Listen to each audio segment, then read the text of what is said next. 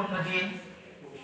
আজকে অনেকেই আমরা ইবাদতের মাধ্যমে রাত্রি জাগরণ করব, ঠিক কিনা? আবার অনেকে রোজাও আছে। তো এই বিষয় নিয়ে একটু অল্প কিছুক্ষণ কথা বলে আপনাদের সুন্নতের সময় দেব ইনশাআল্লাহ। আমাদের নাকের ডগায় রমাদান মাস চলে এসেছে, আমাদের প্রস্তুতির কিছু বিষয় আছে না নাই? হযরত আয়েশা সিদ্দিকা রাদিয়াল্লাহু তাআলা আনহা, আম্মা জান আয়েশা সিদ্দিকা রাদিয়াল্লাহু তাআলা আনহা বলতেন, শাবান মাসে রাসূল সাল্লাল্লাহু আলাইহি সাল্লাম এত পরিমাণ রোজা রাখতেন, অন্যান্য মাসে এত পরিমাণে রোজা তিনি রাখতেন না। অর্থাৎ এই শাবান মাসে আলাদা একটা গুরুত্বপূর্ণ ভূমিকা অবশ্যই আছে। আল্লাহ রাব্বুল আলামিনের রাসূল হাদিসের ভিতরে বর্ণনা করেন,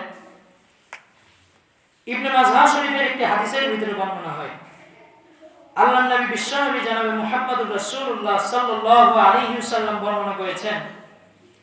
তিনি বলেন যে শাবান মাসের 14 তারিখে রাত এসে যায় যখন, তখন তোমরা রোজা রাখো এবং পরের দিন তোমরা দিবাগত রাতে তোমরা পরের দিন রোজা রাখো। এবং এই রাতটি গুরুত্বপূর্ণ কথা বর্ণনা করতে গিয়ে নবী করিম সাল্লাল্লাহু আলাইহি ওয়াসাল্লাম বলেছেন, এই রাতে আল্লাহ রাব্বুল আলামিন আরশ আজিম থেকে নেমে প্রথম আসমানে এসে বান্দাদের উদ্দেশ্যে রাত্রিভর সন্ধ্যা থেকে সুবহ সাদিক পর্যন্ত আল্লাহ রাব্বুল আলামিন বান্দাদেরকে ডাকতে থাকে। বান্দাদেরকে বলতে থাকেন, আমার দুনিয়ার ভিতরে এমন কোন বান্দা কি আছো যে বান্দা রিজিক নিয়ে টেনশনে আছো? আমার কাছে চাও, রিজিক সম্পর্কে আমার কাছে আজকে দোয়া করো, আমি আল্লাহ রাব্বুল আলামিনের কুদরতি পায়ে সিজদা দাও, আমি আল্লাহ রাব্বুল আলামিন তোমার রিজিকের ব্যবস্থা সুন্দরভাবে সচ্ছল করে দিব। সুবহানাল্লাহ। এমন কি কেউ আছো জীবনের প্রত্যেকটা মুহূর্তে আমি আল্লাহ রাব্বুল আলামিনের বিধান লঙ্ঘন করেছো, আমি আল্লাহ রাব্বুল আলামিনের কথা মানো নাই, আদেশ অনুসরণ করো নাই, আমার নিষেধগুলো বর্জন করো নাই, সব সময় নিজের জীবনে পাপে জর্জরিত হয়ে আছো, কবরের কথা মনে হয়, আসো আমি আল্লাহ রাব্বুল আলামিনের কাছে দুই ফোঁটা চোখের পানি ফেলো, আমি আল্লাহ রাব্বুল আলামিন তোমার জীবনের সব গুনাহ খাতাগুলো মাফ করে দিই। সুবহানাল্লাহ। আল্লাহ রাব্বুল আলামিন বলবেন, রাসূল বলেছেন, যেমন কি কেউ আছো বিপদ আপদে পড়ে আছো, তুমি বিপদ থেকে মুক্তি চাও, সকল ধরনের বিপদ থেকে মুক্তি চাও, আজকে আসো আমি আল্লাহ রাব্বুল আলামিনের কাছে যাও, আমি আল্লাহ রাব্বুল আলামিন তোমাকে বিপদ থেকে মুক্তি দান করব। সুবহানাল্লাহ। আজকে ইবাদতের মাধ্যমে আমরা আল্লাহ রাব্বুল আলামিনের কাছে আমাদের জীবনের সব গুনাহ খাতার জন্য মাফ চাবো ইনশাআল্লাহ। আমাদের যত অভিযোগ, আমাদের যত না পাওয়ার বেদনা, আমাদের যত কষ্ট আকাঙ্ক্ষা, আমাদের আশা, সবকিছু আমরা আল্লাহ রাব্বুল আলামিনের কাছেই চাইবো ইনশাআল্লাহ। সম্মানিত উপস্থিতি, এই রাতে আল্লাহ রাব্বুল আলামিন সবাইকে ক্ষমা ঘোষণা করলেও, সবার জন্য আল্লাহ রাব্বুল আলামিনের ক্ষমা ঘোষণা থাকলেও, তিন শ্রেণীর মানুষদের জন্য আল্লাহ রাব্বুল আলামিন এই সুযোগটা বঞ্চিত করেছেন। এক নম্বরে যারা মুশরিক, আল্লাহ রাব্বুল আলামিনের সাথে যারা শিরক করেন, যারা আল্লাহ রাব্বুল আলামিনকে পরিপূর্ণ শক্তির উৎস বলে মানে না, আল্লাহ রাব্বুল আলামিনকে জীবনের সবচেয়ে বড় কর্তা হিসেবে মানে না, তাদেরকে আল্লাহ রাব্বুল আলামিন এই রাতে কি ক্ষমা করবে না, তার কোনো দোয়া কবুল করবে না। শিরক বলতে আমরা বুঝি আল্লাহ রাব্বুল আলামিনের সাথে যারা শিরকে লিপ্ত হয়, এমনকি আমরা বুঝি যারা অগ্নি পূজা করে, মূর্তি পূজা করে, গাছ পূজা করে, এমন লোকদেরকেই আমরা মূলত ভেবে থাকি। কিন্তু মুশরিক হিসেবে আমাদের ভিতরে অনেক মানুষ আছে যারা আল্লাহ রাব্বুল আলামিনের উপর পূর্ণাঙ্গ আস্থা রাখতে পারে না, তারা আল্লাহ রাব্বুল আলামিনের প্রতি নিজের জীবনের সব সিদ্ধান্তকে ছেড়ে দিতে পারে না, মূলত তারাও মুশরিক, ঠিক কিনা? এই জন্য আল্লাহ রাব্বুল আলামিন আমাদেরকে মাফ করে দিন, আল্লাহ রাব্বুল আলামিন আমাদেরকে শিরক থেকে বেঁচে থাকার তৌফিক দান করুন, বলি আল্লাহুম্মা আমিন। এক নম্বর গেল। দুই নম্বর ব্যক্তি যারা হিংসুক, তাদেরকে আল্লাহ রাব্বুল আলামিন এই রাতে সাধারণ যাদেরকে ক্ষমা ঘোষণা করেন, দোয়া কবুল করে থাকেন সবার কথা, কিন্তু আল্লাহ রাব্বুল আলামিন এই রাতে হিংসুকদের কথা, হিংসুকদের দোয়া, হিংসুকদের মুক্তি চাওয়া কোনো কিছুই আল্লাহ রাব্বুল আলামিন এই রাতে কবুল করবে না।